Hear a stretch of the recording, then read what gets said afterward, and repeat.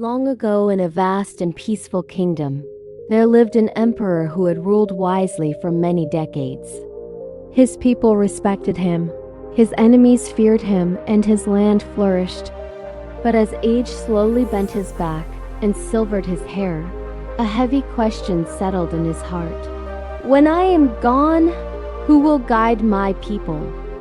The emperor possessed immense wealth, a powerful army, learned ministers, and famous scholars. Yet none of them satisfied his heart. He did not seek intelligence alone, nor strength, nor noble birth.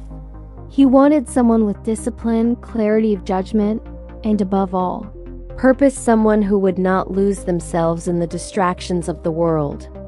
Troubled by this thought, he called for his royal sage.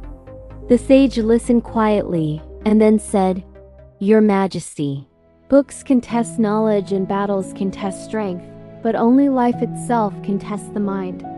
If you wish to find the right successor, you must test how they choose." The emperor closed his eyes. In silence, the answer came to him. The next morning, an announcement echoed throughout the kingdom. Anyone who wished to become a royal advisor was ordered to enter the path of 1,000 doors the following day. Whoever discovered the correct path and reached the palace before sunset would be chosen. Excitement swept across the land. Scholars sharpened their minds. Warriors prepared their strength. Merchants dressed in silk, and nobles arrived filled with confidence. Among them stood a poor woodcutter named Aaron. His clothes were worn, his hands rough and scarred from years of cutting wood. He owned nothing but his axe and his discipline. People laughed at him. What can a woodcutter advise an emperor? They mocked. He should return to his forest. Aaron said nothing. He stood calmly, his eyes fixed ahead. At dawn, the gates opened. Thousands entered a vast forest where a long, winding path stretched forward. Along the path stood countless doors, some large, some small, some shining with gold, others dark and broken. High on a hill, unseen by most, the emperor observed. The first door glowed warmly. Inside was comfort, a cozy cabin with a burning fire, soft beds, and fresh food. Tired travelers entered, saying, "Only for a moment." None ever returned. Nearby stood another door. The moment it opened, crowds erupted in applause. Names were shouted, egos were fed. Many stood there for hours, drunk on attention, forgetting why they had come. Farther along was a door filled with quick riches.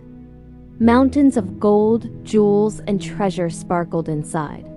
People grabbed whatever they could, laughing with excitement, and left the path entirely.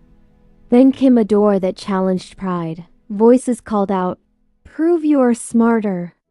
Show you are stronger." People wasted their energy competing with one another, losing precious time while trying to win meaningless victories. Soon after appeared the darkest door of all. Those who opened it faced shadows of their failures, whispers of self-doubt, and memories of humiliation. Most froze, unable to move forward. Beside it stood another door. Inside were scenes of missed chances, wrong decisions, and words never spoken. Many collapsed under the weight of regret. With time, almost everyone became trapped behind a door that fed their weakness. But Aaron walked on quietly. He sought comfort and said to himself, "I did not come here to rest." He heard the applause and whispered, "A kingdom cannot be ruled by praise." He looked at the riches and said, "Wealth without purpose destroys character." He ignored competition, thinking, "This path is not about defeating others." His hands trembled when he passed the door of fear, yet he moved forward. He looked at regret and turned away. What is lost cannot be rebuilt by standing still. At the very end of the path stood a plain wooden door. It was unnoticed and undecorated, quietly standing between grand arches of gold. There was no noise, no temptation, no promise, only direction. Aaron placed his hand on the handle and said, "If the goal is clear, the straight path is enough." He stepped through. In an instant, the forest vanished. Aaron found himself standing before the palace gates. The emperor, his ministers, and the sage were waiting. The emperor smiled and said, "Thousands entered the path, yet only you arrived. Why did you refuse comfort, praise, riches, fear, and regret?" Aaron bowed and replied softly, "Because a person's future is decided not by the doors they open, but by the ones they refuse to enter." The emperor nodded proudly. "You understand what most never will. The world is full of opportunities, but wisdom lies in choosing only those that lead forward." That day, the poor woodcutter named Aaron was made the royal counselor. In life, doors open before us every day. Some offer comfort, some offer attention, some promise shortcuts, some awaken fear, some pull us into the past. Most people open every door except the one that leads to their destination. But those who stay focused, who refuse distractions, and who walk with discipline and purpose arrive at the right place at the right time. That is how ordinary people become extraordinary. Every story is a mirror.